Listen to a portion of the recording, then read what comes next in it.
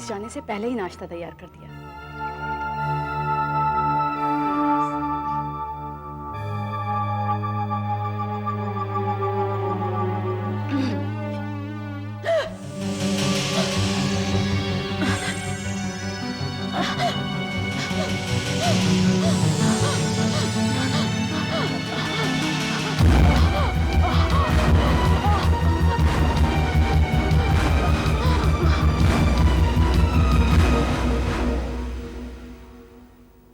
Cut it!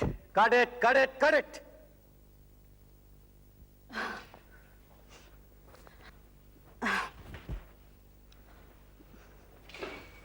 कैसा लगा ललित जी? बकवास, एकदम बकवास। तुम इसे एक्टिंग कहती हो? ये है तुम्हारी एक्टिंग?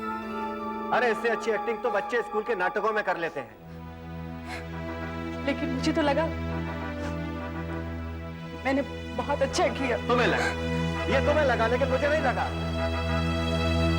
ललित जी का मूड आज कुछ खराब है, लगता है घर में झगड़ा हुआ है। Damn it! जाओ कोई बुला कर लाओ उसे। सर वो राइटर आकाश आपसे मिलना चाहता है। क्यों? वो 2 घंटे से आपका इंतजार कर रहा है। ओफो यार, ये आदमी भी मेरा। तुम एक काम करो, तुम मुझसे कहो मैं उससे नहीं मिल सकता हूँ, मेरे पास वक्त नहीं है। वक्त तो आपको निकालना पड़ेगा ललित साहब।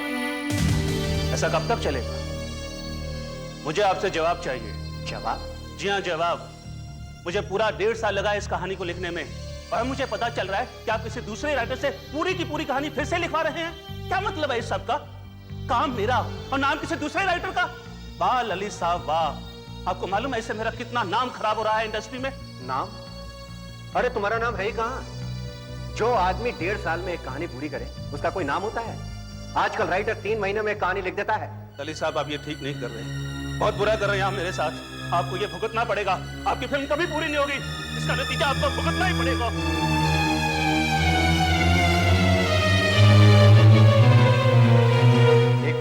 एक मिनट भाई। प्रीति जी, आप ये मेरी यूनिट की प्रॉब्लम्स क्यों रिकॉर्ड कर रही हैं?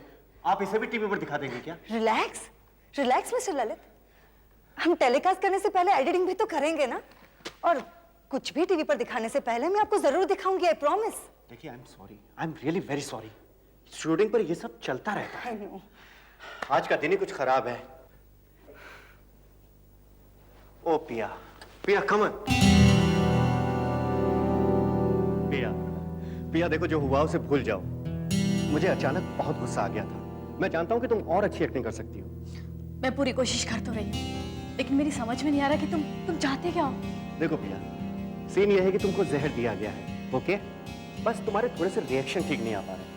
यार मैं तुम्हारी मदद करता हूँ, चलो मैं तुमको दिखाता हूँ कैसे करना है। मधु, तुम दूसरे ग्लास में जूस डालो।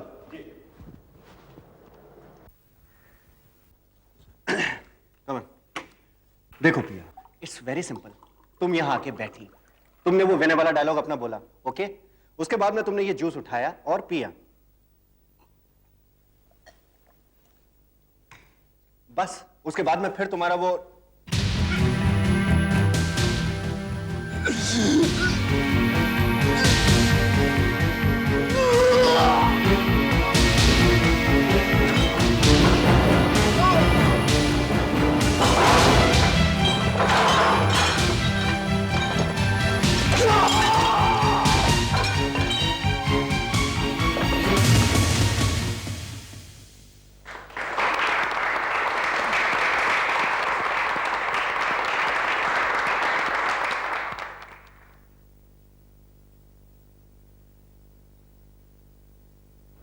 सर उठिए सर।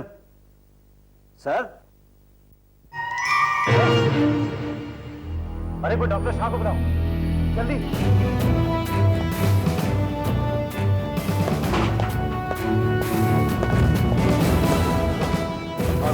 किसी डॉक्टर शाह का फोन है। फिल्म डायरेक्टर ललित दास की शूटिंग के दौरान अचानक मौत हो गई। ललित दास?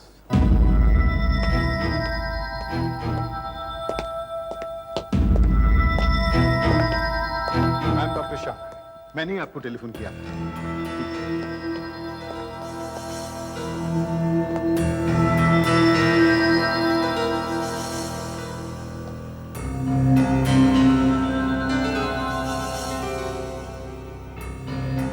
ये सब कैसे हुआ? जी वो आप कौन? जी मैं मधु, ललित जी का असिस्टेंट। कैसे हुआ ये सब? वो सर पिया जी को सीन समझा रहे थे, मरने का सीन था। बस करते करते वो खुद ही मर गए। मालूम ही नहीं पड़ा कि ये सब कैसे हो गया। लगता तो हार्ट अटैक है, पर हो ही नहीं सकता। क्यों? क्योंकि पिछले ही हफ्ते मैंने उनका सारा कुछ चेकअप किया था। हार्ट एकदम फर्स्ट क्लास कंडीशन में था। मैं सब कुछ चेकअप किया था, नहीं ईसीजी, टेस्ट वगैरह वगैरह। लेकिन डॉक्टर, हार्ट अटैक तो अचानक भी हो सकता है, नहीं? हाँ हो सकता है, लेकिन इतना बड़ा अटैक और इतनी छोटी सी उम्र में नहीं आना चाहिए था। इसलिए मैं जरा सोच में पड़ गया और मैंने सोचा कि पहले पोस्टमार्टम हो जाए तो फिर क्लियरली हमें पता लग जाएगा कि हार्ट अटैक है या कुछ और। कुछ और? कुछ और से आपका मतलब किस तरफ है? मेरा मतलब है कि कहीं किसी ने इनको जहर तो नहीं दे दिया।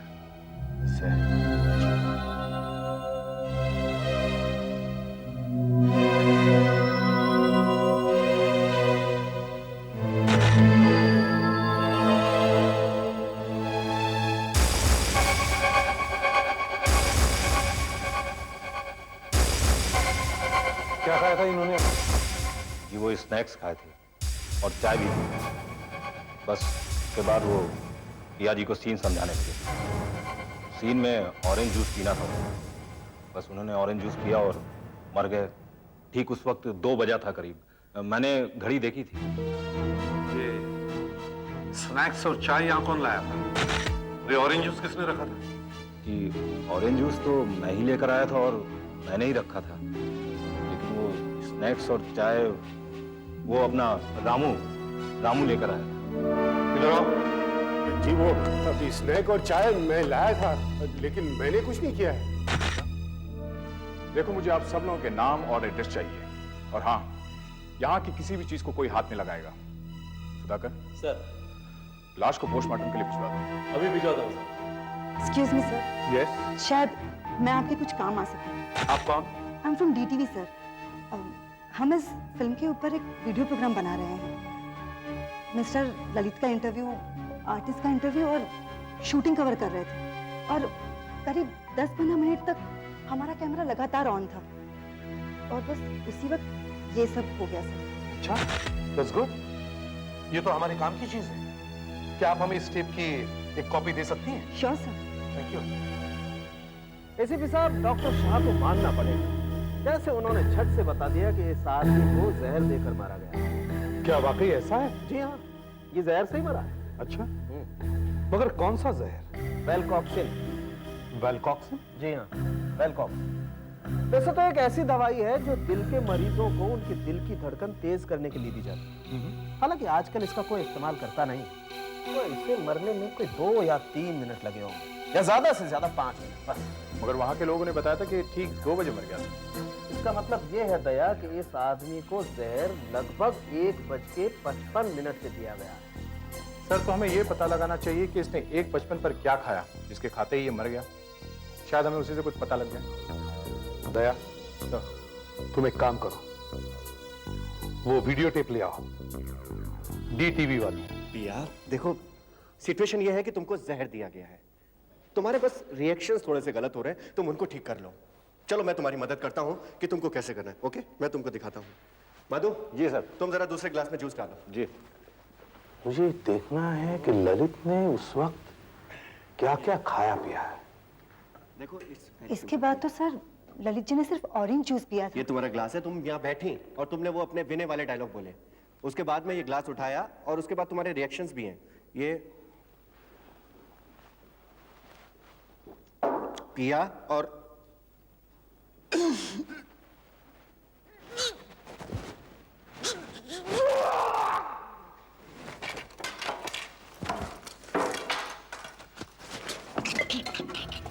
सर, इससे पहले तो उसने अपने प्लेट से सिर्फ वो बिस्किट्स खाए थे और 1:50 के 2 या 3 मिनट बाद उसने वो ऑरेंज जूस पिया। इसके अलावा तो उसने किसी भी चीज को हाथ भी नहीं लगाया। तो इसका मतलब जहर इनमें से ही किसी चीज में होगा। आपके पास ये तीनों चीजें हैं ना, ये बिस्किट, चाय, ऑरेंज जूस। फौरन इन्हें मेरी लैब में भिजवाइए, मैं जांच करता हूँ। दया, उस असिस्टेंट मधु और स्पॉट बॉय रामू को लेके आओ और जो भी वहां उस वक्त मौजूद था, तुम सबको बुला के लाओ। मैं उनसे पूछताछ करना चाहता हूँ। ललित साहब को चाय और बिस्किट तुम्ही ने दिया था ना? हाँ साहब, चाय और बिस्किट तो मैं ही लाया था, लेकिन मैं सौगंध खाकर कहता हूँ कि मैंने उसमें कुछ नहीं मिला। वो सारा सामान तो मैं कैंटीन से लेकर आया था। मैंने सामने असिस्टेंट बैठा है ना, कुछ करता नहीं। तो हमारे साथ से बहुत नफरत करता है। उसी ने किया है ये सब कुछ। मैं उन्हें क्यों मालूंगा सर? मेरे साथ उनके संबंध बहुत ही अच्छे थे सर। अच्छा, मगर हमने तो कुछ और ही सुना था। यूनिट वालों का कहना है कि तुम उनसे बहुत नफरत करते थे। ये कैसी बातें कर रहे हैं सर? सर, ऐसे ही कोई किसी का खून करता है क्या? मेरे और ललित जी के संबंध तो बहुत अच्छे थे सर।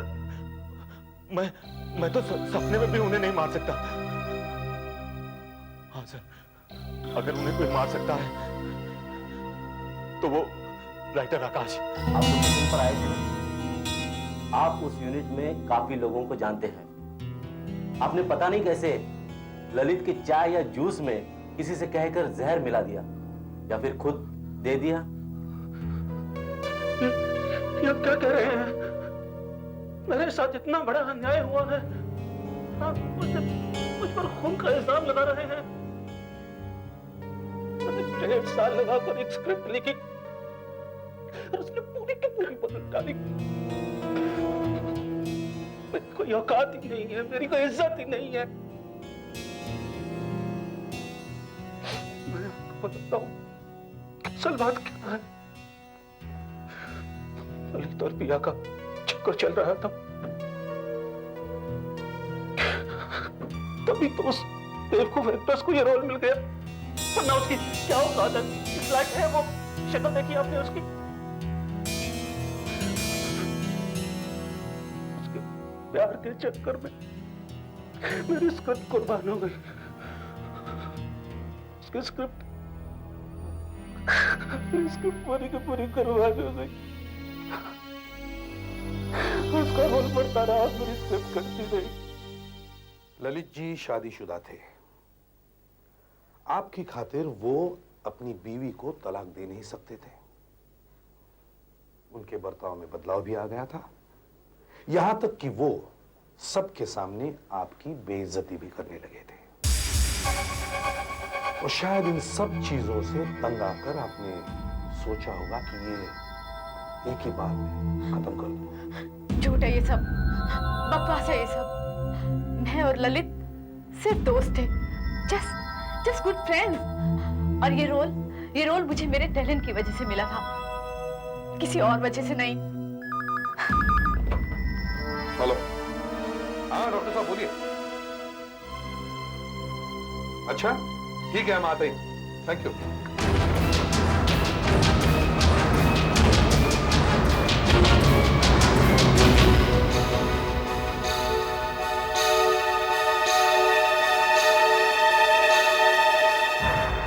नहीं एसीपी साहब, नहीं।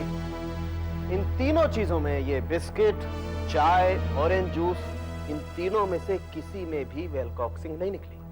मगर डॉक्टर साहब, आप ही ने तो कहा था कि जहर मरने से 5 मिनट पहले दिया गया है और वेलकॉक्सिन बहुत जल्दी असर करती है। हाँ कहा था एसीपी साहब, लेकिन इन तीनों चीजों में वेलकॉक्सिंग नहीं है। पर सर, आखिर के 5 मिनटों में उन्होंने और कुछ लिया भी तो नहीं, और ये बात वीडियो टेप में एकदम साफ है। हाँ, किसी न किसी ने कैसे भी करके उसे जहर दिया जरूर है, और वो भी आखिरी के 5 मिनट में। Are you sure, doctor? जहर इंजेक्शन या कोई और तरीके से नहीं दिया गया, सिर्फ खिलाया गया है। जहर पेट में मिला है, इसका मतलब साफ है एसीपी साहब कि जहर मुंह के रास्ते ही अंदर गया है।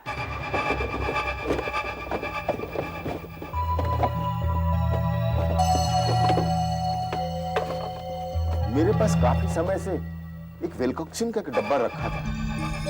आजकल मैं उसको प्रिस्क्राइब नहीं करता हूँ, यही कि होना चाहिए था, पता नहीं कहाँ चला गया।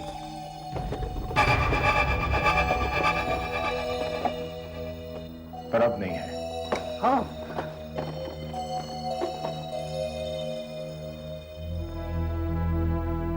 ओह माय गॉड, आप मतलब ललित को मारने का काम इसी से हुआ है। डॉक्टर शाह, क्या आप बता सकते हैं कि ललित को जानने वालों में से यहाँ कौन कौन आता जाता था? भाई ललित तो मेरा पेशेंट था, इसलिए अक्सर आया जाया करता था, और उसकी बीवी अलका भी साथ में आया करती थी, और उसका असिस्टेंट है ना मधु, वो भी कभी कभी आता था। और कोई, जैसे पिया? पिया? नहीं, ललित के साथ पिया कभी नहीं आई। लेकिन 15 दिन पहले ललित ने पिया को मेरे पास भेजा था। उसे कुछ थोड़ा सा बुखार हो गया था, और ललित को डर था कहीं इसकी वजह से उसकी शूटिंग ना कैंसिल करनी पड़ जाए। और हाँ, करीब 2 महीने पहले वो राइटर आकाश मेरे पास आया था। वो क्यों आया था यार? वो कुछ दवाइयों के बारे में पूछ रहा था। वो स्क्रिप्ट लिख रहा था ना जहर के बारे में। वो बीमार उमार तो नहीं था।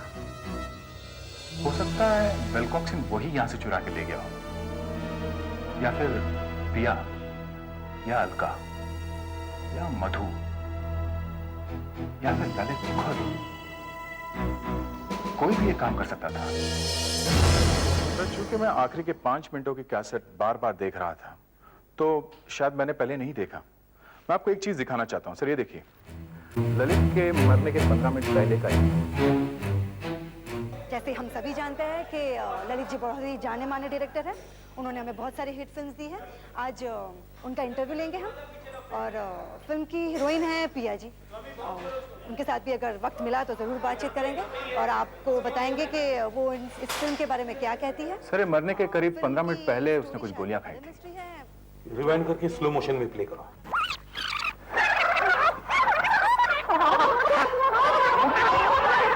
उनके साथ भी अगर वक्त मिला तो ज़रूर बातचीत करेंगे, और आपको बताएंगे कि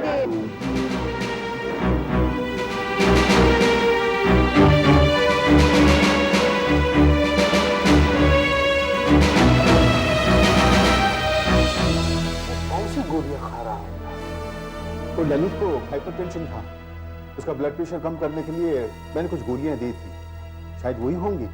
क्या वो हर रोज ये गोलियां खाता था? हाँ, कुछ टैबलेट्स, कुछ कैप्सूल थे। कुछ तो दिन में 3 बार लेनी पड़ती थी, जैसे कि नाश्ते से पहले, खाना खाने से पहले, और रात को खाना खाने से पहले। लेकिन ललित अपनी दवाई कभी भी मिस नहीं करता। जब वो शूटिंग पर जाया करता था तो अपनी दवाइयों का कोटा एक छोटे से डिब्बे में भर के साथ ले जाया करता था। ललित की वो बैग हमारे पास है। हो सकता है वो रात की गोलियां भी उसी में होगी।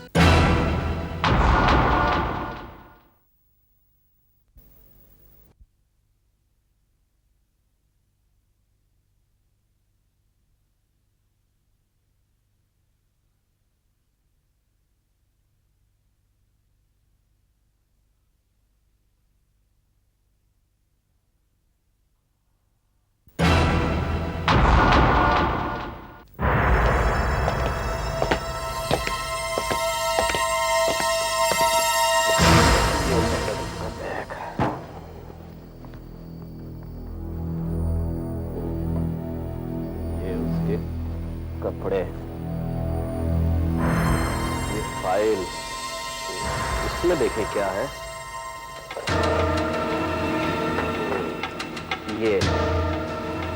ये होना चाहिए उसकी दवाई का डब्बा।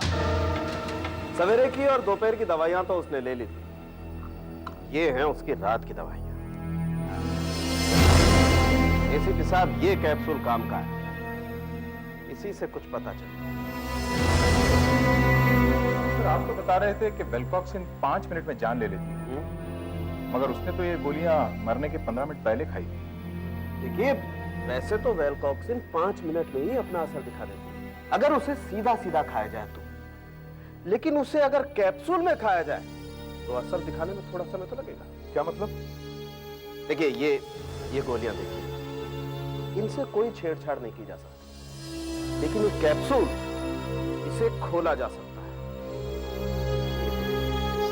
फिर वो मैं आपको बताता हूं, पहले इन सबूत को डब्बे में डाल दें। आइए, ये देखिए, ये कैप्सूल। अब मैं इसको खोलता हूं। अब मान लीजिए ये जहर है, ये इसमें डाल दूंगा। और इसे वापस बंद कर देता हूं। किसी को पता भी नहीं चलेगा कि उसने जहर खाया है दवाई। ठीक है, फिर भी डॉक्टर साहब इस केस में जहर ने 5 मिनट के बजाय 15 मिनट कैसे लगा दिए? देखिए एसीपी साहब, कैप्सूल को पेट में जाने के बाद घुलने में थोड़ा वक्त लगता है।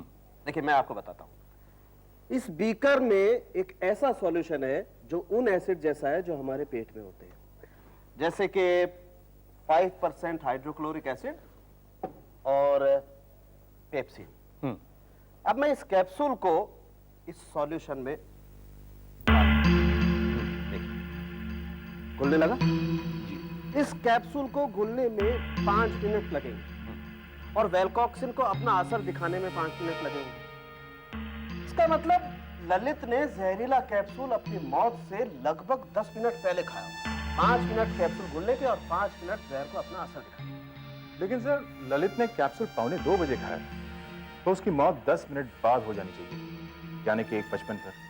लेकिन उसकी मौत इसके भी 5 मिनट बाद हुई, यानी 2 बजे। क्यों? एसीपी साहब, ललित ने एक कैप्सूल नहीं खाया, उसने 2 कैप्सूल खाए। 2 कैप्सूल? जी हाँ, मैं बताता हूं। ये एक छोटा कैप्सूल है।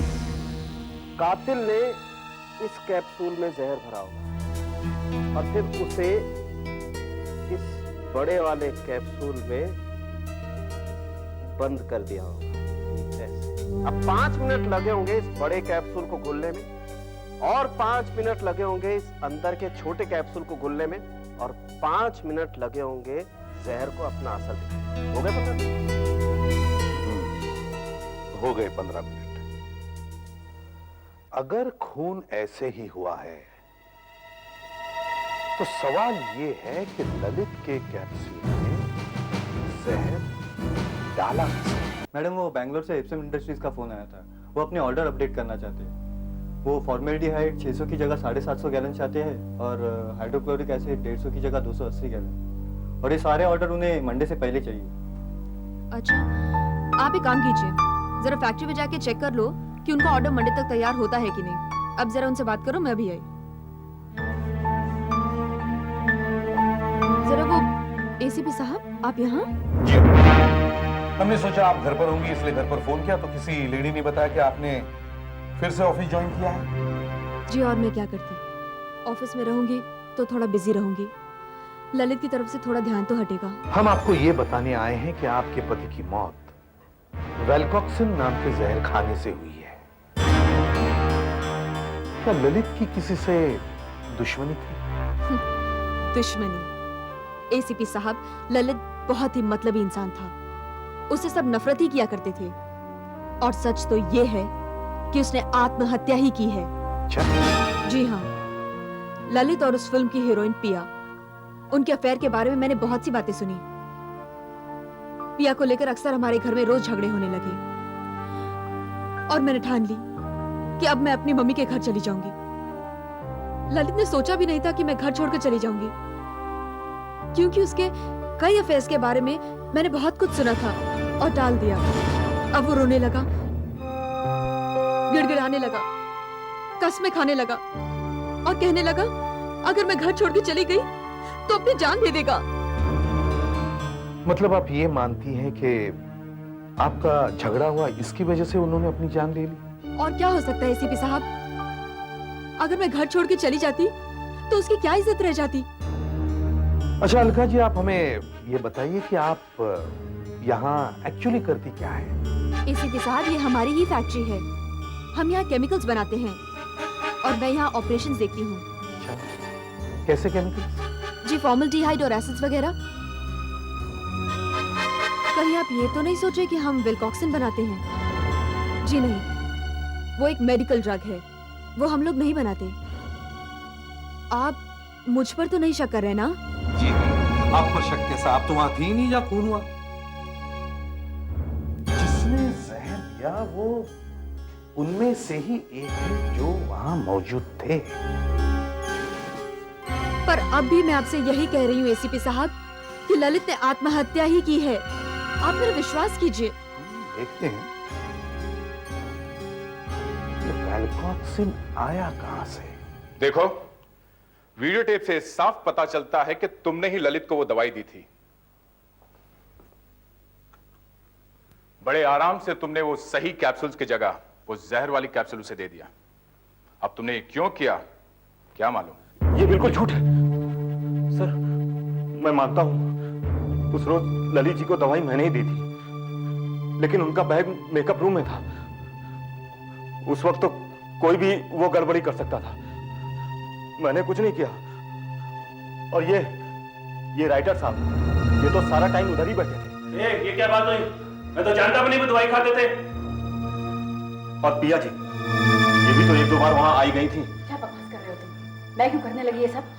मैंने तो उनके बैग को हाथ तक नहीं लगाया। ये काम तो पहले भी किया जा सकता है। मतलब आप कहना क्या चाहते हैं? आप अच्छी तरह से जानती हैं मैं क्या कहना चाहता हूं। आपके पति दिन में 3 बार दवाइयां लेते थे और ये बात आपको अच्छी तरह से मालूम थी। हो सकता है आप ही ने उनकी दवाई बदल दी हो, और आप पे कोई शक भी नहीं करेगा, क्योंकि शूटिंग के टाइम तो आप वहां होंगी नहीं। क्या बात कर रहे हैं आप? मैंने ललित की दवाइयों को हाथ तक नहीं लगाया, और वैसे भी उस दिन तो मैं अपना बैग पैक करने में बिजी थी। घर छोड़ के जा रही थी मैं। एक मिनट सर, क्या जहर इस तरह के कैप्सूल में दिया गया था? हाँ, क्यों? सर मुझे अच्छी तरह से याद है, ललित जी एक लाल और एक सफेद गोली दिन में 3 बार लेते थे, लेकिन ये कैप्सूल वो सिर्फ सुबह और रात को ही लिया करते थे। और उस दिन दोपहर को उन्होंने सिर्फ एक लाल और एक सफेद गोली ली थी, बस। हाँ, ये ठीक कह रहा है।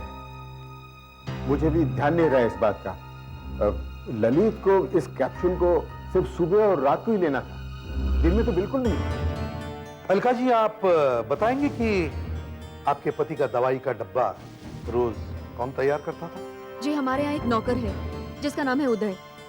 वही रोज सुबह ललित की दवाइयों के डब्बे में से दवाइयां रखा करता था। देखिए, इससे मैं अकेले में कुछ पूछना चाहता हूँ। जी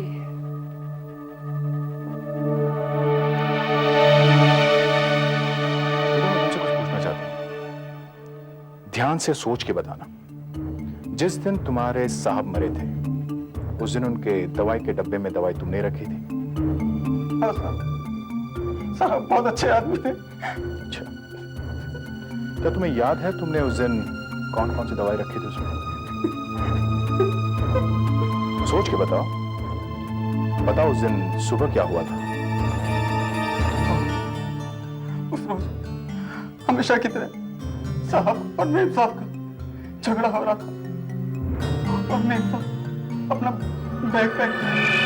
देखो, तुम ये जो भी कर रही हो ये ठीक नहीं है। तुम इस तरह से घर छोड़ के नहीं जा सकती हो अलका। मैं सच कह रहा हूँ कि अगर तुम घर छोड़ के चली गई तो मैं अपनी जान दे दूंगा अलका, मैं अपनी जान दे दूंगा। रोज रोज तुम मुझे यही धमकी देते हो। मुझे तुम्हारी कोई परवाह नहीं है। और ये नाटक बंद करो। कब से वो नौकर लेके जा रहा है? यहाँ खड़े खड़े क्या कर रहा है? तू यहाँ क्या कर रहा है? साहब, मैं आपकी दवाइयां निकाल रहा था।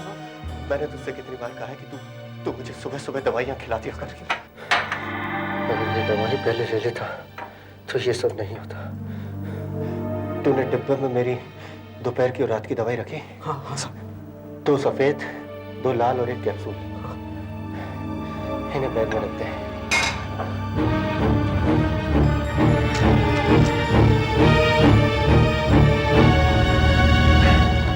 जाइए, बैग गाड़ी में रखते हैं।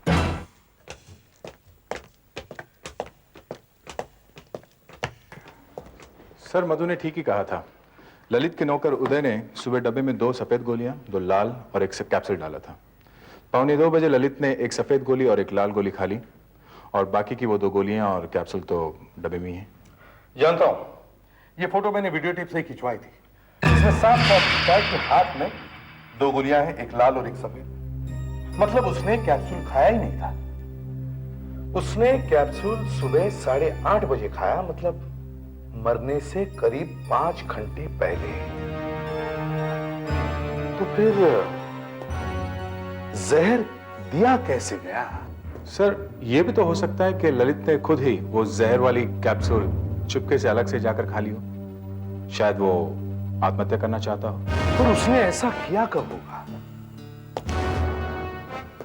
आखिर के 15 मिनट तो वो लगातार कैमरे के सामने ही था। चलो वीडियो टेप एक बार फिर से देखते हैं शुरू से।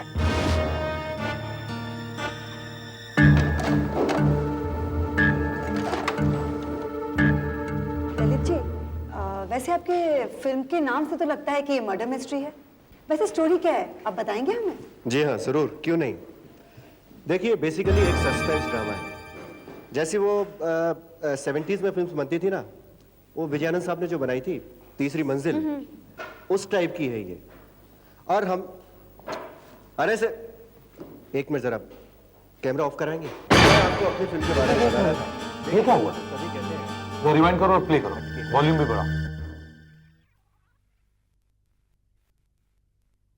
20s में फिल्म्स बनती थी ना, वो विजयानंद साहब ने जो बनाई थी तीसरी मंजिल, उस टाइप की है ये। और हम अरे से एक मिनट जरा कैमरा ऑफ कराएंगे। तो मैं आपको अपनी फिल्म के बारे में बता रहा था। सर यहाँ पर ललित ने कैमरा ऑफ करवाया। थोड़ी देर के बाद कैमरा फिर चलने लगा और ललित इंटरव्यू देने लगा। आप अभी शूटिंग देख रही हैं। क्या हुआ? उसने कैमरा क्यों बंद करवाया? टीवी जर्नलिस्ट प्रीति से ही मालूम पड़ेगा। चलो उनके एडिटिंग स्टूडियो पर चलते हैं। क्या इंटरव्यू के दौरान टेप में झक है? जी हाँ।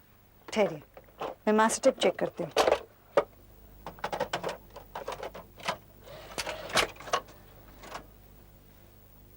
जहाँ वैसे स्टोरी क्या है, आप बताएंगे हमें? जी हाँ जरूर। शायद इसने बीच में रोक दिया हो तो। Oh yes, oh yes.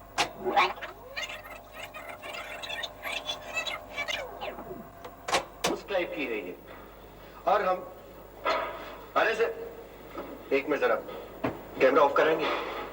मैं आपको अपनी फिल्म के बारे में बता। Oh yes, yes. वाकई मुझे पहले याद ही नहीं रहा, लेकिन जर्क है यहाँ पर। ललित जी ने हमें 1 सेकंड के लिए कैमरा रोकने के लिए कहा था। तुमने कैमरा रोक दिया, मुझे पता ही नहीं पड़ा। मैंने सोचा क्यों इधर उधर कैमरा घुमाऊं, थोड़ा देर इंतजार ही कर लेता हूँ। क्या हुआ था? क्यों रुकवाया था कैमरा उन्होंने? कुछ याद है आपको? वो सामने बैठे थे, मैंने उनसे फिल्म के बारे में पूछना शुरू किया। देखिए बेसिकली एक सस्पेंस ड्रामा है। जैसे वो 70s में फिल्म्स बनती थी ना, वो विजयानंद साहब ने जो बनाई थी तीसरी मंजिल, उस टाइप की है ये। और हम अरे से एक मिनट जरा कैमरा ऑफ कराएंगे। उधर शिफ्ट करो प्रीति जी, मैं अभी आ जा रहा हूं। उन्होंने हमें कैमरा ऑफ करने के लिए कहा और उठकर चले गए। मुझे समझ में नहीं आया कि मैं क्या करूं, तो मैं भी उठ के इधर उधर घूमने लगी। पिया अपने डायलॉग याद कर रही थी। इतने में स्पॉट बॉय रामू वहां आकर असिस्टेंट डायरेक्टर से राइटर के बारे में कुछ बात करने लगा। आपको मिले बिना जाएगा ही नहीं। अरे बैठने दे यार, उन दोनों का कोई पुराना टेंशन चल रहा है। और इतने में ललित जी वापस आ गए और इंटरव्यू फिर शुरू हो गया। तो मैं आपको अपनी फिल्म के बारे में। वो कितनी देर बाद वापस आए थे? ज्यादा नहीं, यही कोई 2-3 मिनट के बाद। जब वो वापस आए तो क्या कुछ परेशान लग रहे थे? वैसे तो पूरा दिन ही वो उखड़े उखड़े से लग रहे थे। अच्छा सर शायद ये हो सकता है ललित के पास दूसरा कैप्सूल होगा। वो परेशान तो था ही, बस इंटरव्यू के बीच उठकर चला गया और बाथरूम में जाकर जहर वाला कैप्सूल खा के वापस आ गया। और कौन हो सकता है? प्रीति जी तो कह रही है कि वो अकेला ही बाहर गया था और बाकी के सब लोग कमरे में ही थे। लगता है उसकी पत्नी ठीक ही कह रही है, उसकी हत्या नहीं हुई, उसने आत्महत्या ही की है। नहीं दया नहीं, मैं ये मानने को तैयार नहीं। कातिल ने अपना काम बड़ी चालाकी से किया है, मगर कैसे?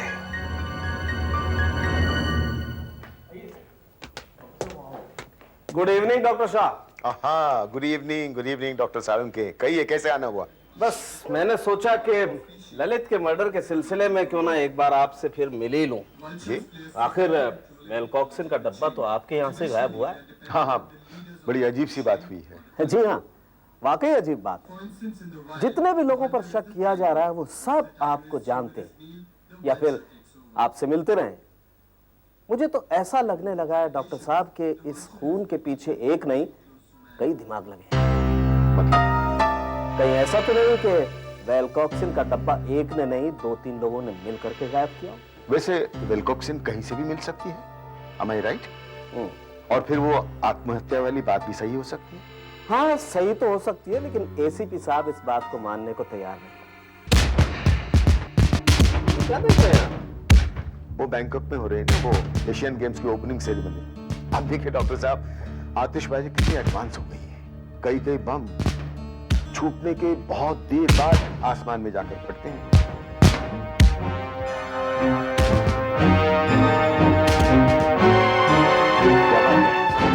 डॉक्टर साहब, आप लोगों को खामोश हो गए। मेरा काम हो गया डॉक्टर साहब। बहुत जल्दी आपको टेलीफोन आएगा एसीपी साहब का। क्या हुआ एसीपी साहब? मुझे अर्जेंटली पहुंचने के लिए बोला गया। हाँ, हमें भी फोन करके यही बोला गया है, पर बात क्या है? आप लोग तो कुछ बता ही नहीं रहे। हाँ कुछ बताइए तो सही। आपको क्या कोई नई बात पता चली है? मैंने सोचा कि 2 हफ्ते बीत गए हैं, आप लोगों ने आत्महत्या समझकर इस केस को बंद कर दिया होगा। जी नहीं, ये आत्महत्या नहीं, ये खून है। आप लोग ऐसा कीजिए, आप सब हमारे साथ चलिए। हमारे जो फोरेंसिक एक्सपर्ट हैं डॉक्टर साळुंखे, वो आप लोगों को बताएंगे कि खून हुआ कैसे। रिपोर्ट से पता चला कि ललित के पेट में वेलकॉक्सिन था। यह एक ऐसा जहर होता है जिससे आदमी की मौत 5 मिनट के अंदर हो जाती है, लेकिन ललित के चाय, स्नैक्स या जूस में ऐसा कोई जहर नहीं पाया। नेक्स्ट हमें यह पता चला कि अगर इस जहर को किसी कैप्सूल में दिया जाए तो कम से कम 15 मिनट लगेंगे इसको असर करने में।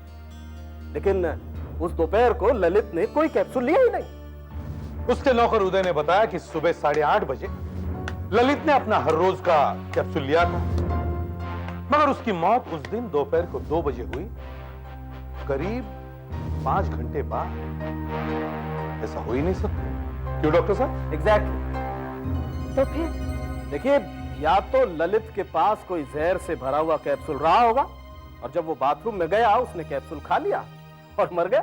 मगर उसने ऐसा नहीं किया, क्योंकि अगर उसे मरना ही होता तो कैप्सूल खा के वो वापस ही नहीं आता, इंटरव्यू नहीं देता, शूटिंग ही नहीं करता, कहीं और चला जाता। हाँ, हम 15 मिनट किए जा रहे थे, वहीं फंसे हुए थे। लेकिन तभी अचानक मुझे एक ऐसे तरीके का पता चला जिससे पेट में कैप्सूल आहिस्ता आहिस्ता गलाया जा सकता है। इसे एंट्रिक कोटिंग कहते हैं। ये क्या होता है डॉक्टर साहब? इससे कैप्सूल एकदम से गलना नहीं शुरू होता। इसका एक खास तरीका है, देखिए मैं बताता हूं आपको। अगर आप एक नॉर्मल कैप्सूल को 1% सॉल्यूशन ऑफ फॉर्मल्डिहाइड में डुबो दें और फिर बाद में इसे 2 हफ्ते तक के लिए सूखने के लिए रख दें, तो होगा ये कि उस पर एक परत सी जम जाएगी, एक कोटिंग, जो पेट के अंदर कैप्सूल को कम से कम 5-6 घंटों तक गलने नहीं देगी। देखिए मैं आपको समझाता हूं अच्छी तरह से। देखिए, ये जो 2 बीकर हैं, इसमें वो एसिड हैं जो हमारे पेट में पाए जाते हैं, जैसे हाइड्रोक्लोरिक एसिड और पेप्सिन। अब इनमें से एक बीकर में मैं ये कैप्सूल डालूंगा जिस पर कोई कोटिंग नहीं की हुई, और अब इस दूसरे बीकर में मैं ये कैप्सूल डालूंगा जिस पर हमने पहले से ही एंट्रिक कोटिंग की हुई। देखिए, जिस कैप्सूल पर कोई कोटिंग नहीं था वो अभी से खुलने लगा, और जिस कैप्सूल पर पहले से कोटिंग किया गया था उस पर कोई असर नहीं। और ये कम से कम 5-6 घंटों में खुल जाएगा। और ऐसे ही ललित को मारा गया है।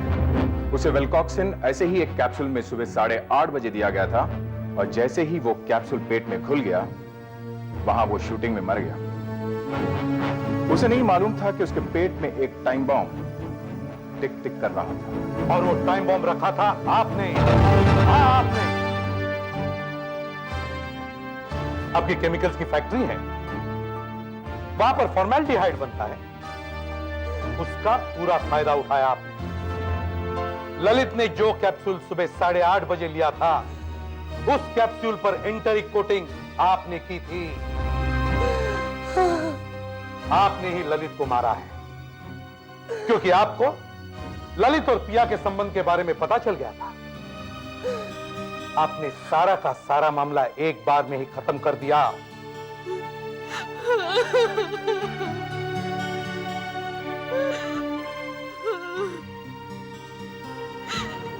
मैंने ही ललित को जहर दिया था। उस दिन सुबह जब नौकर उदय ने ललित की सुबह की दवाइयां रखी तो मैंने चुपचाप जाके उसमें से एक कैप्सूल बदल दिया, क्योंकि मैं तंग आ गई थी उससे और उसकी करतूतों से। मैंने ही उसे जहर दिया, मार डाला मैंने उसे।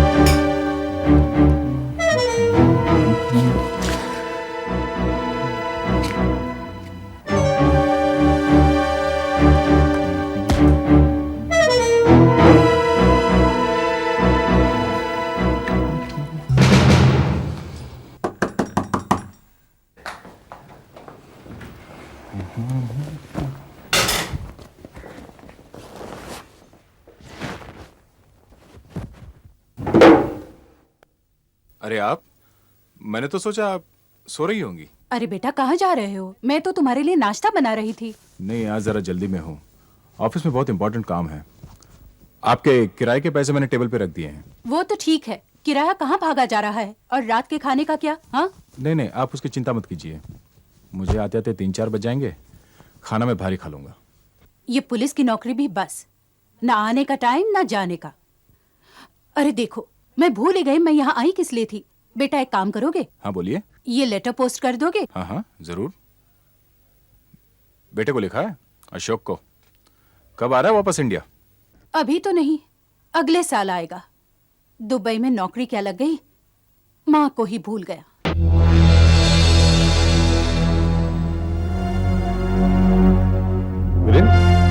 वो रानगढ़ी मर्डर केस का क्या हुआ? सर, डॉक्टर सावंत ने कहा कि कल सुबह तक रिपोर्ट भिजवा देंगे और ने ये भी कहा है कि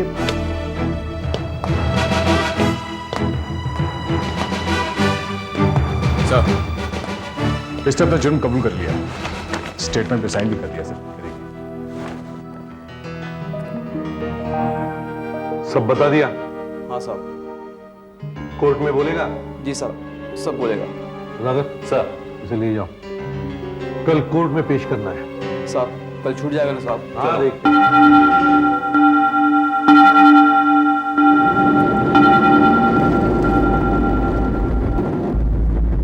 एक तरह से अच्छा ही हुआ सर, सर ने मुझे जाने को कहा।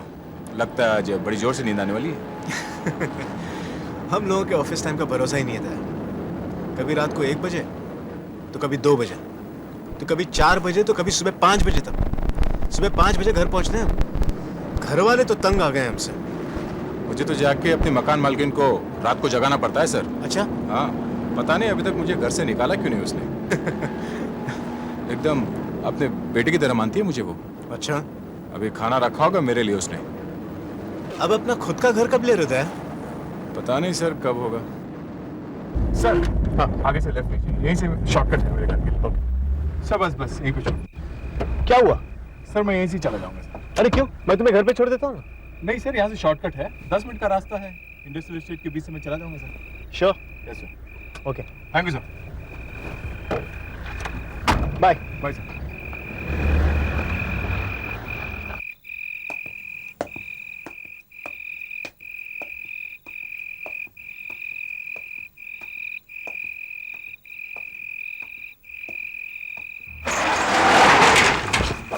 आजा आनंद, जल्दी जल्दी।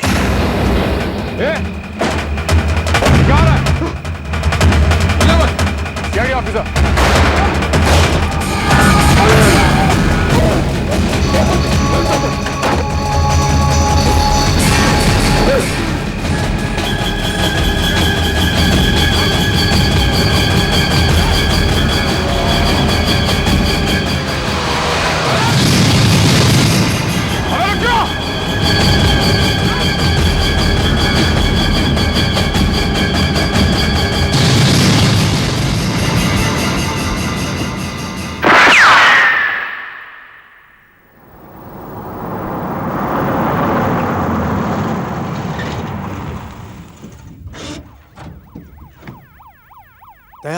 जैसे तुमने मुझे फोन किया मैं फौरन आ गया।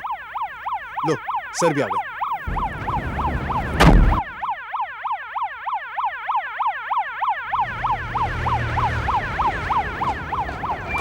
क्या हुआ है सर? आपने मुझे वहां छोड़ा, उसके बाद इस तरफ आ रहा था तो दो आदमी यहाँ से चोरी करके भागे। सर जैसे ही मैसेज मिला मैं फौरन निकल पड़ा। क्या हुआ? सर मैं यहाँ से आ रहा था कि दो आदमी इस गोदाम से बाहर निकले चोरी करके सर। उनकी गाड़ी यहाँ पर खड़ी थी और वो सामान उस पर रख रहे थे। मैंने चिल्लाया और उनको रुकने को कहा। उनमें से एक आदमी ने मुझ पर फायर किया सर। मैंने भी एक गोली चलाई पर वो लोग बच निकले सर। दया, सर तुम्हारी गोली किसी को तो लगी है। सर ये देखिए। सर मैंने निशाना तो उस आदमी के पैर पे लगाया था जिसने मुझ पर गोली चलाई, पर उसका साथी वो बीच में आ गया और शायद गोली उसके कमर पे लगी और वो लोग गाड़ी में बैठ के भाग गए सर। किस तरफ? सर इस तरफ। मैं काफी दूर तक उनके पीछे भागा तो वो लोग बच निकले सर। अच्छा दया, सर यहाँ कोई चौकीदार नहीं है? सर शायद नहीं है। कैसे मालूम? सर 6 महीने पहले इस एस्टेट में आग लगी थी, उसके बाद ये एस्टेट ऐसे ही पड़ा। यहाँ से एक रास्ता है जो मेरे घर के लिए शॉर्टकट है सर। मैं वैसे आता जाता रहता हूँ। ये गोदाम सूर्य एंड पार्टनर्स का है। सुधाकर, इलेक्ट्रिकल अप्लायंसेस की कंपनी है सर। गोदाम में अभी भी सामान पड़ा है। सर ये टेप रिकॉर्डर तो पुराना है। सूरी साहब ने फोन पे बताया था कि उन्होंने एक एक्सचेंज स्कीम शुरू की थी सर। पुराने म्यूजिक सिस्टम के बदले नए देते थे। वो पुराने म्यूजिक सिस्टम सब यहीं पड़े। तुमने गाड़ी का नंबर नोट किया? हाँ सर, MH03T4432। MH03T4432। हाँ कुछ पता चला? अच्छा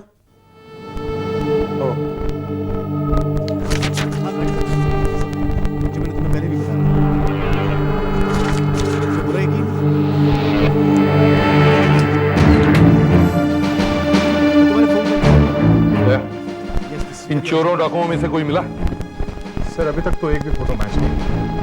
और सर अंधेरे में इतनी दूर से मुझे उनकी शक्लें कुछ ठीक तरह से दिखाई नहीं दी सर। सर आरटीओ से देशमुख का फोन था, कह रहा था कि MH03T4432 इस नंबर की कोई गाड़ी है ही नहीं। सर मुझे लगता है कि चोरों ने नकली नंबर प्लेट लगाई होगी। फ्रेडरिक, तुम डॉक्टरों से मिलो, क्लिनिक्स में जाके इंक्वायरी करो। वो आदमी कहीं न कहीं तो गया होगा गोली निकलवाने के लिए। सर ये रहा सर, यही है वो आदमी जिसने मुझ पर गोली चलाई। अरविंद कुमार, 92 से 94 तक जेल, गोदाम का ताला तोड़ा, चोरी, 97 में फिर से चोरी पर सजा नहीं हुई। पता 15 कमल नगर, बाशिद रोड। T4432। यस।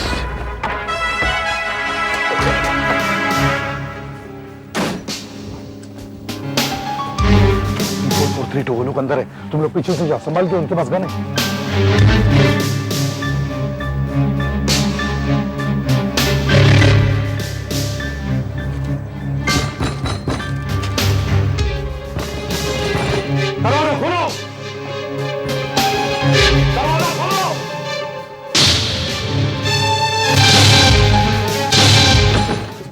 हाथ ऊपर करो। You are under arrest.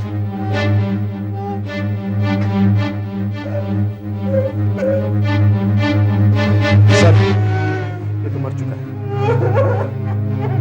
है। एम्बुलेंस बुलाओ, बॉडी को शिफ्ट कराओ। हम तुम्हें चोरी के जुर्म में गिरफ्तार करते हैं। और कौन है ये? कौन लगता है तुम्हारा? मेरा भाई है साहब, मेरा छोटा भाई। इस आदमी ने इसको मार डाला साहब। मैं क्या करता? तुमने पहले मेरे पे गोली चलाई। मैंने गोली चलाई? हाँ। मैंने कैसे गोली चलाई साहब? देखिए साहब, आप तो बड़े ऑफिसर हैं, आप मेरी बात सुनिए साहब। इस आदमी ने मेरे भाई को मार डाला साहब, इसलिए पहले इसको पकड़िए साहब। देखो, गोली तुमने पहले चलाई थी। मैं कैसे गोली चला सकता हूँ साहब? मेरे पास तो बंदूक ही नहीं थी। देखो, तुम शुरू से बताओ क्या हुआ था। देखिए साहब, मैं मानता हूं कि मैं चोरी करने गया था। मैं अपने भाई को भी साथ में लेके गया था।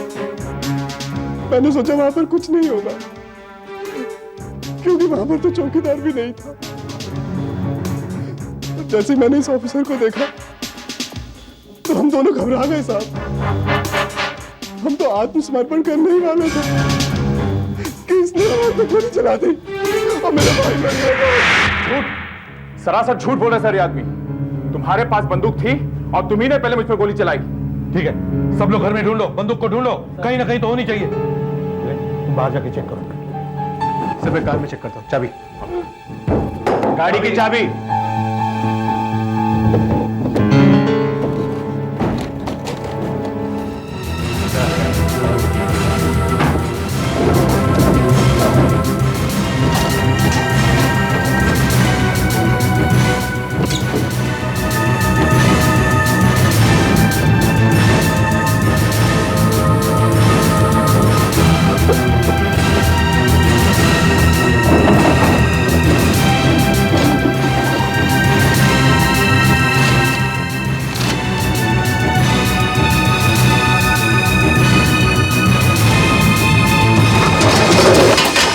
सर, हाँ फ्रेडरिक, अंदर बंदूक नहीं मिली।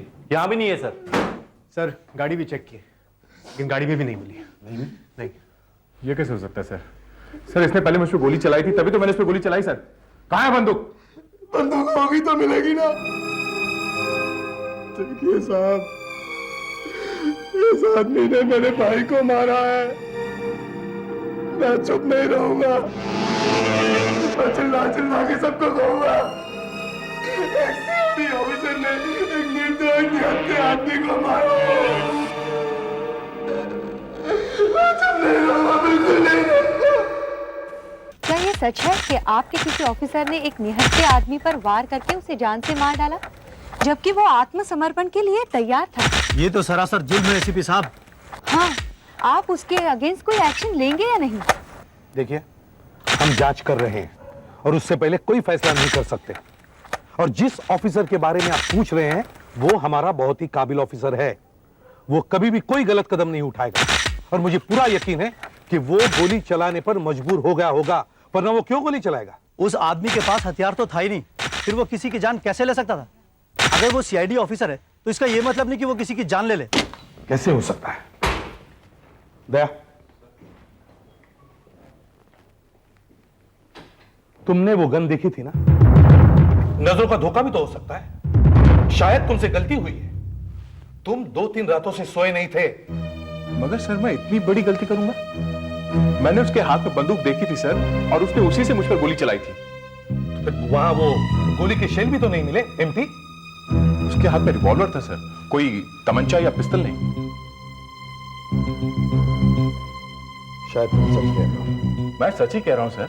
लेकिन सर, कुछ भी हो, हमें अरविंद के इल्जाम का जवाब देना ही होगा। सुनिए, एक बात बताओ, तुमने अरविंद के हाथ का पैराफिन टेस्ट करवाया? जी हाँ सर। अगर अरविंद ने बंदूक चलाई होती तो उसके हाथों में गन पाउडर मिलता, लेकिन ऐसा कुछ मिला नहीं उसके हाथों से, और ना ही उसके पास कोई बंदूक मिली। यह भी तो हो सकता है कि उसने ग्लव्स पहने हो और उसने गन के साथ साथ ग्लव्स भी गायब कर दिए। लेकिन वो गन जा कहां सकती है? सर एक मिनट, यहाँ आइए। चलिए देखिए, मैं काफी देर से इस मैप को पढ़ रहा हूँ। सर ये है मोतीलाल इंडस्ट्रियल एस्टेट यहाँ पर, और ये है अरविंद का घर जहां से हमने उसे गिरफ्तार किया। इन दोनों के बीच का फासला है 3 किलोमीटर। चलिए देखिए, यह है रास्ता। ये रास्ता खाड़ी के साथ साथ चलता है। यह खाड़ी है सर। तुम्हारा मतलब है उसने बंदूक खाड़ी में फेंक दी? हो सकता है सर, हम खाड़ी को ही छान मारते हैं।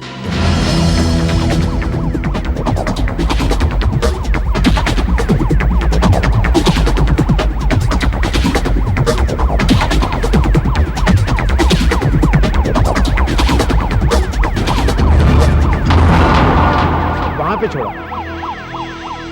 वाह, हाँ सर। वीरेन, हम फिर से वही करके देखते हैं जो उस रात हुआ था। ठीक है सर। अब ठीक से बताओ, उस रात तुमने उन दोनों को कहां देखा था? सर जैसे मैंने आपको बताया सर, मैं वहां से आ रहा था। मैंने देखा ये शटर आधा खुला हुआ था। ये शटर आधा खुला हुआ था? हाँ सर। शटर आधा खुला हुआ था, अच्छा। फिर यहां से दो आदमी बाहर निकले। दो आदमी?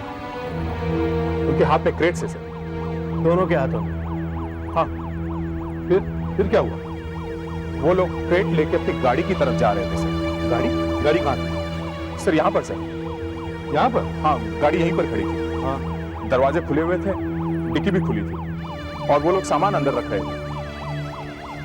सामान अंदर रख रहे थे, डिक्की खुली हुई थी, दरवाजे खुले थे, और तुम उस वक्त कहां थे? मैं सर वहां पर था सर। वहां पर? एक मिनट सर, यहाँ पर था सर। वहां पर? हाँ सर, बिल्कुल यहीं पर। तुम्हें ठीक से याद है? हाँ सर। वो दोनों कहां थे? सर वो उसका छोटा भाई आगे था सर, और अरविंद पीछे की तरफ था। अब मान लो मैं अरविंद हूं। अरविंद कहां था? नहीं सर, थोड़े इस तरफ। अच्छा। और थोड़ा, हाँ ये? हाँ सर, डिक्की के पास। ठीक है। फिर क्या हुआ? सर मैं जैसे ही चिल्लाया, उन दोनों ने वो क्रेट नीचे डाल दिए सर। ऐसे? हाँ सर, ऐसे। फिर सर अरविंद ने रिवॉल्वर निकाला सर। उसने रिवॉल्वर निकाला? ऐसे? हाँ सर। फिर उसने मुझ पे फायर किया सर। फिर क्या हुआ? सर जैसे उसने गोली चलाई, मैं इस तरफ झुक गया, और गोली मेरे कान के पास से चली गई सर। कान के पास से? हाँ सर। किस कान के पास से? सर इस तरफ से। दाएं कान के पास से? हाँ सर। और तुम इसी तरह झुके रहे? हाँ सर। गोली यहां से गई, इसका मतलब है गोली यहां से निकलकर कान के पास से होकर उस दीवार में जाकर लगी।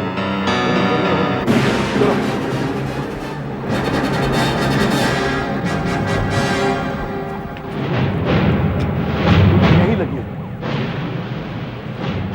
वहां से निकलकर कान के पास से होकर गोली यहीं लगी होगी, यहीं कहीं निशान।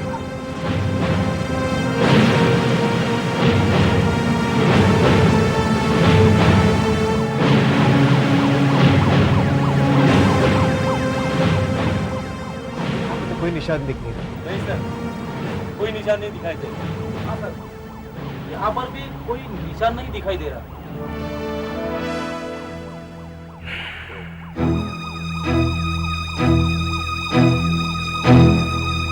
सॉरी दया, लेकिन जब तक हमें रिवॉल्वर या गोली नहीं मिलती, हमें अरविंद के बात पर विश्वास करना ही पड़ेगा। मैं कितनी बार आप लोगों से कह चुका हूं, मैं और अनंत निहत्थे थे, हमारे पास कोई बंदूक नहीं थी। तो उस ऑफिसर ने हमारे पे गोली चलाई जो मेरे भाई को लगी। बस यही सच है।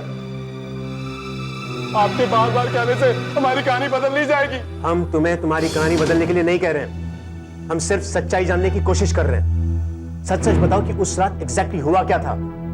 चोरी करते हुए नहीं, पर तुम्हारा भाई मेरे ऑफिसर की गोली से मारा गया, और इसलिए तुम उससे नफरत करते हो, है ना? और इससे अपनी भाई की मौत का बदला लेना चाहते हो। क्या मतलब? मतलब ये कि तुम्हारे पास पिस्तौल थी, कि पहली गोली तुमने ही चलाई थी, और दया पर लगाया गया तुम्हारा इल्जाम सरासर झूठा है, क्योंकि तुम दया से बदला लेना चाहते हो। हाँ, मैं बदला लेना चाहता हूं, मगर सिर्फ इसलिए कि आपके ऑफिसर ने 2 निहत्थे आदमियों पर गोली चलाई है, और उस गोली से मेरे भाई की मौत हुई है। बदला तो मैं लूंगा साहब। सुधाकर, ले जाओ इसे।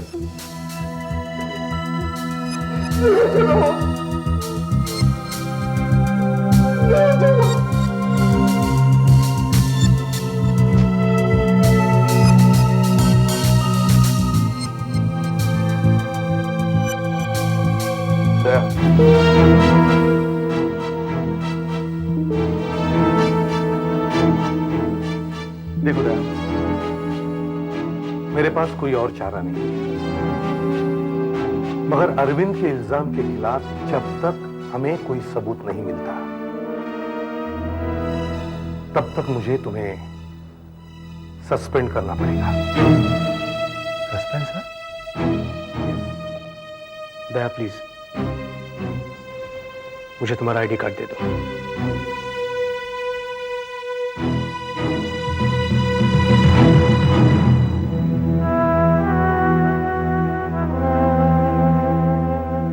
और तुम्हारा रिवॉल्वर भी।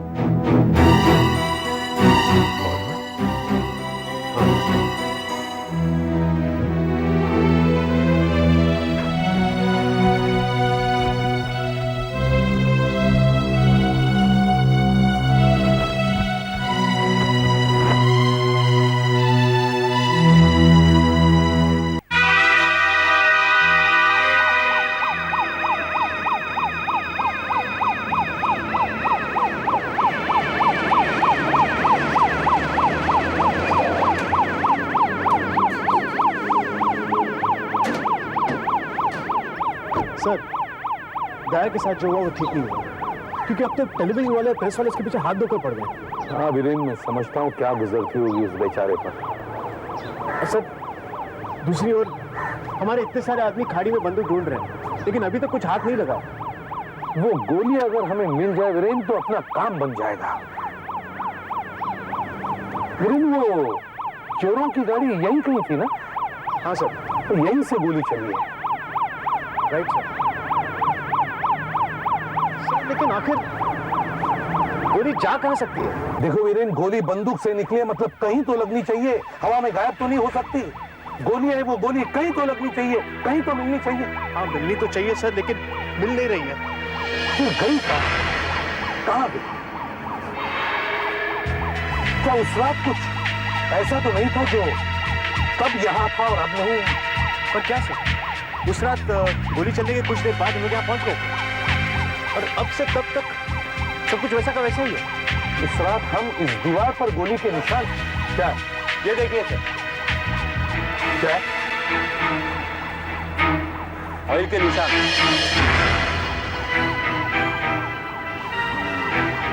सर काफी पुराना निशान है।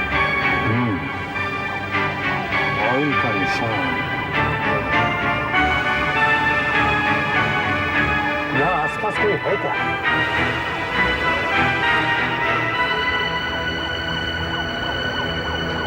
वॉचमैन, इधर आओ। जी साहब। जी साहब।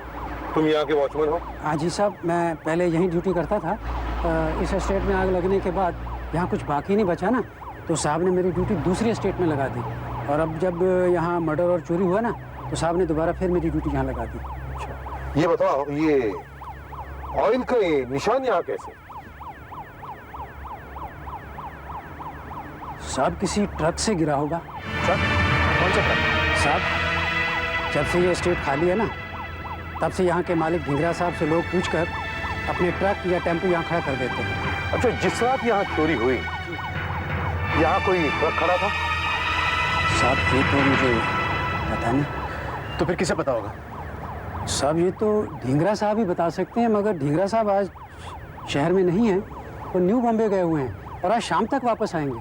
अच्छा सर, क्या आपको लगता है कि उस रात यहाँ पर कोई ट्रक या टेम्पो खड़ा होगा? हाँ, हो सकता है। और ये भी हो सकता है कि गोली उसी में जाके लगी हो। दया, बहुत जरूरी बात पूछनी है, दिमाग पर जोर डालो और सोचकर बताओ। उस रात जब मैंने तुम्हें मोतीराम इंडस्ट्रियल एस्टेट पर छोड़ा था, तो वहां पर कोई ट्रक या टेम्पो खड़ा था वहीं आसपास में, या कोई कार या कुछ भी? सोचकर बताओ। सोचो दया, सोचो। इससे हमें केस की तह तक पहुंचने में मदद मिलेगी। वहां कोई गाड़ी खड़ी थी गाड़ी वहां कोई? सोचो दया, याद करो। ट्रक या टेम्पो वहां इर्द गिर्द कहीं पर? मुझे कुछ याद नहीं आ रहा सर, आजकल मुझे कुछ याद नहीं रहता। मुझे कुछ याद नहीं है। बैठो बैठो। नहीं ठीक है सर, नहीं, बैठो बैठो।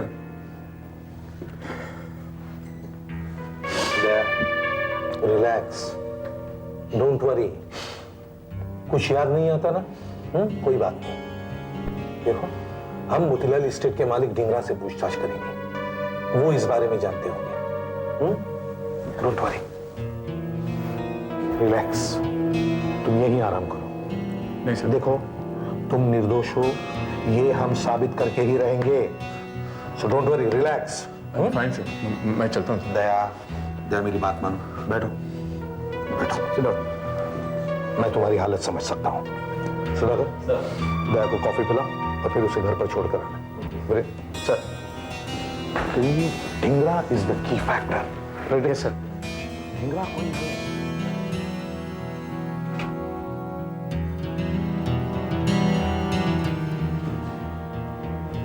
कैसे हो दया? ठीक है, मैं तुम्हारे लिए कॉफी लाता हूँ।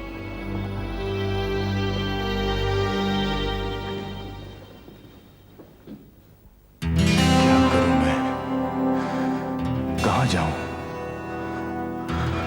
ये सब मेरे साथ ही क्यों हुआ? दया, तुम्हें मेरा घर छोड़ना होगा। मेरा बेटा दुबई से वापस आ रहा है। पोस्टमैन, आपके पिताजी का टेलीग्राम। दया, ये तुमने क्या किया? मुझे तुमसे ऐसी उम्मीद नहीं थी। तुमने एक निहत्थे आदमी को मार दिया।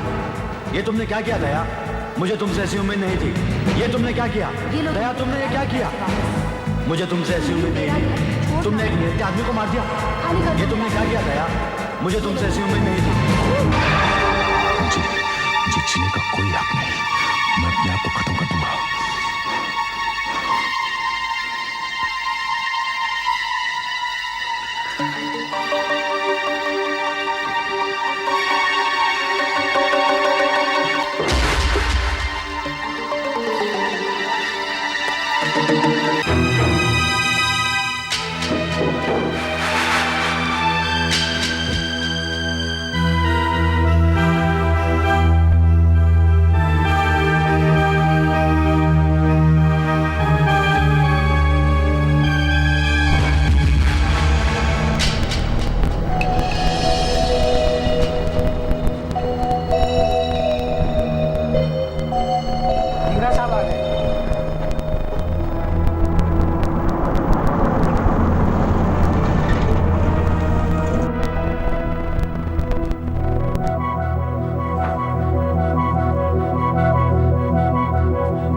मुझे आपका मैसेज मिला। आई एम राज ढींगरा, ये स्टेट मेरा है। हमें पता चला है कि आप कभी कभी इस स्टेट में ट्रक या टेम्पो को पार्क करने की इजाजत देते हैं। जी हाँ, जब से इस स्टेट में आग लगी है तब से स्टेट खाली पड़ा रहता है, इसलिए रात को ट्रक ड्राइवर्स यहाँ पर अपने ट्रक्स खड़े कर देते हैं और सुबह होते ही निकाल के ले जाते हैं। हम ये पता लगाने की कोशिश कर रहे हैं मिस्टर ढींगरा कि 19 तारीख की रात को यहाँ कोई गाड़ी खड़ी थी।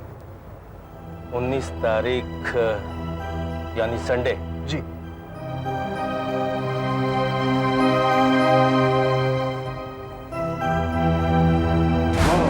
मुझे याद आया, शायद मूलचंद का टेम्पो यहाँ पर था। जी हाँ, वही मूलचंद, भवन एंटीक्स का मालिक। हम पुराने फर्नीचर में डील करते हैं। अच्छा पूजन जी, 19 तारीख की रात को यानी संडे को आपने मोतीलाल इंडस्ट्रियल एस्टेट में अपना कोई टेम्पो या ट्रक पार्क किया था? जी हाँ, हमें अपने पूना वाले गोदाम में कुछ फर्नीचर भिजवाना था।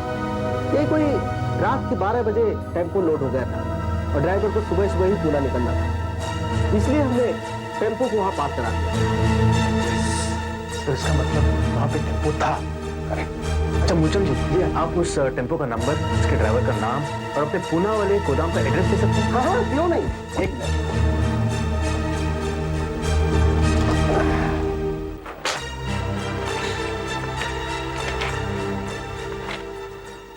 जी हाँ, ये लीजिए। गाड़ी का नंबर है MH02 D2430 और ड्राइवर का नाम है नकुल और क्लीनर का नाम है कैलाश। और ये रहा हमारे पूना गोदाम का एड्रेस। मैं अभी वहां कांटेक्ट करता हूं, वो लोग आपकी पूरी मदद करेंगे। Thank you sir. मैं पूना पुलिस को उस टेम्पो के बारे में इन्फॉर्म कर दूं? नहीं, तुम खुद पुना जाओ और जैसे कुछ पता चले मुझे इन्फॉर्म करना। Okay sir.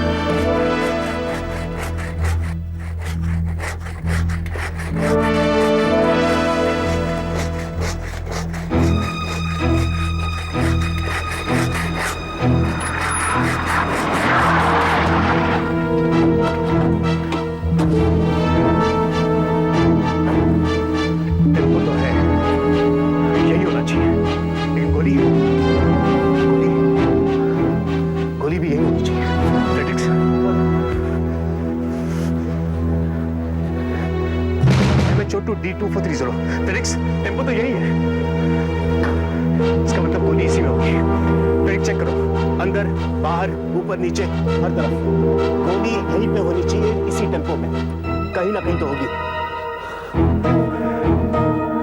फेनिक्स इस तरह से चेक करो।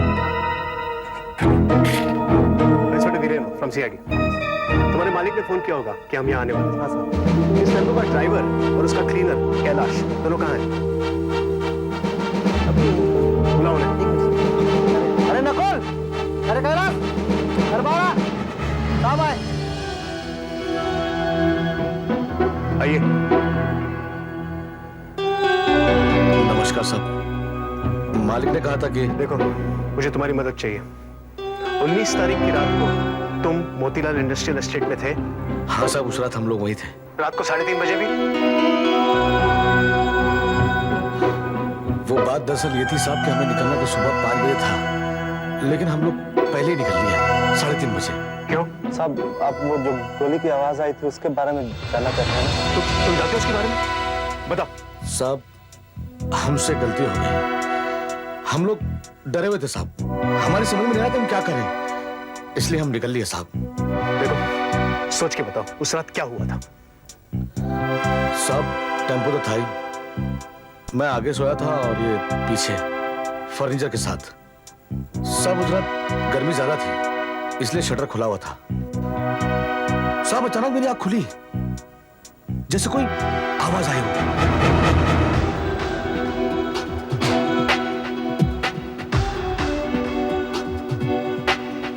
क्या हुआ? बहुत जोर की आवाज थी उस्ताद।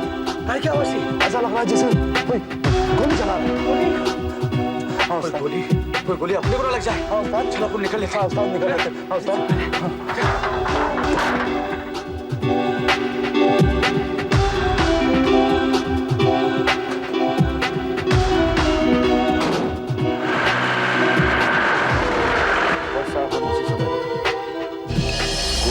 किसने चलाई, क्यों चलाई, किसके ऊपर चलाई साहब, हमें कुछ नहीं मालूम। तुमने बताया कि पहली गोली की आवाज बहुत जोर की थी। हाँ साहब, ऐसा लगा जैसे बहुत ढंग की आवाज आई। अच्छा, कहीं गोली टेम्पो में तो नहीं लगी? फेनिक्स, कुछ पता चला? सर, गोली किधर भी नहीं। गोली टेम्पो के अंदर भी नहीं? अंदर भी नहीं। शटर तो खुला हुआ था और अंदर फर्नीचर था, कहीं गोली। वो मुंबई से जो फर्नीचर लेके आए वो कहाँ पर है? ये साहब, ये यही सारा? ये साहब, बस। Phoenix, sir, come on, furniture का एक एक पीस चेक करो। सब ये भी। गोली यही कही है? जी। इसमें भी है? हाँ सर, जी।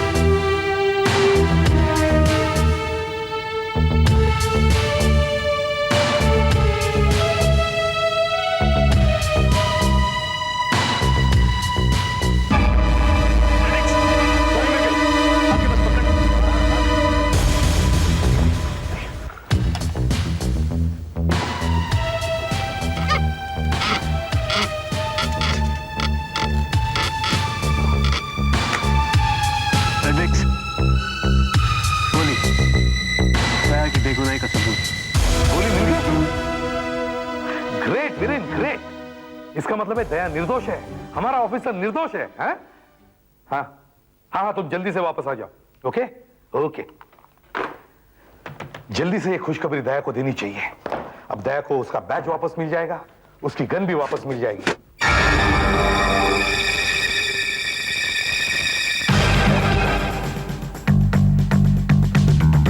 गन कहाँ गए?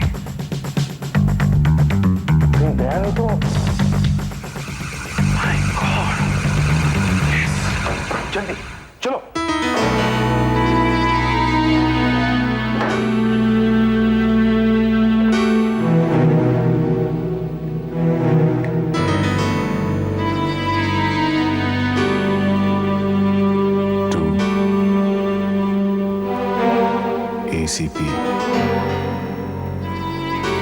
शक्तिमान। सर मुझे तो बड़ा डर लग रहा है, कहीं दया कुछ कर ना रहा।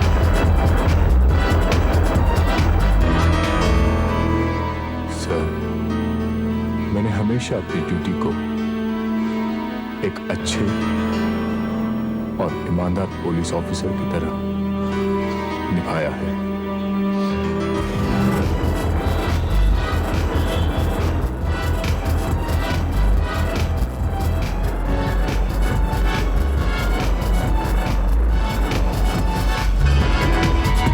लेकिन अब मैं इस जिल्लत की जिंदगी जीने से बेहतर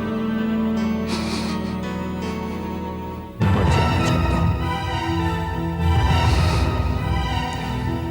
मैं अपनी जिंदगी को खत्म कर रहा हूं। दया।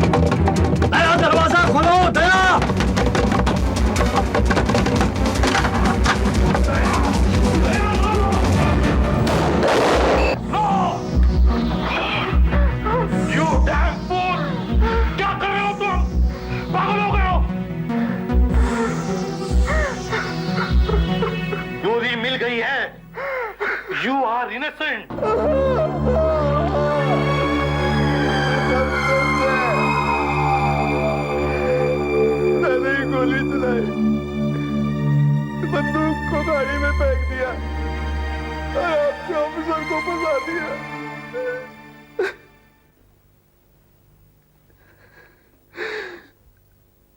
आनंद क्यों मर गया? ये भी कोई उम्र थी उसकी मरने की? 25 साल का था सिर्फ।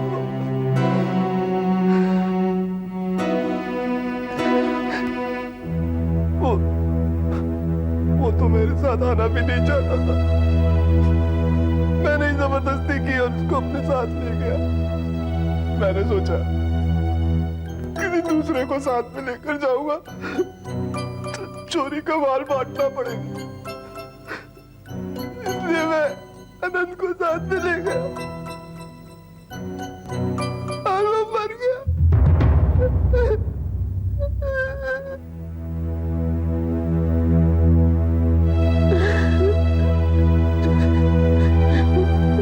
आपके अफसर ने उसे मार दिया।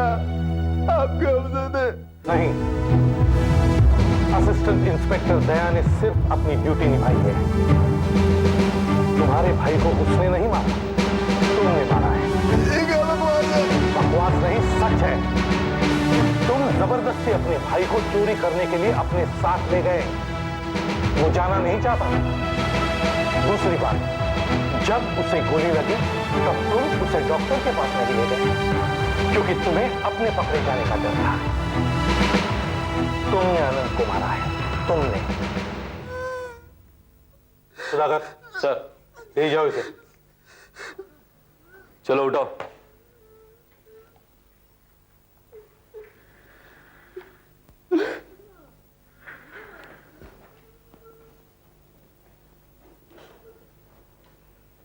देखो दया, तुम्हारे साथ जो कुछ भी हुआ उसके लिए हम सभी को काफी बुरा लगा है। लेकिन एक बात ध्यान में रखो, ये हम में से किसी के साथ भी हो सकता है। हमें समाज को भी जवाब देना पड़ता है। तुम्हारा कार्ड और रिवॉल्वर लेते समय मुझे कितना दुख हुआ ये मैं बयान नहीं कर सकता, मगर क्या करें, करना पड़ता है। ये लो तुम्हारा कार्ड एंड वेलकम बैक।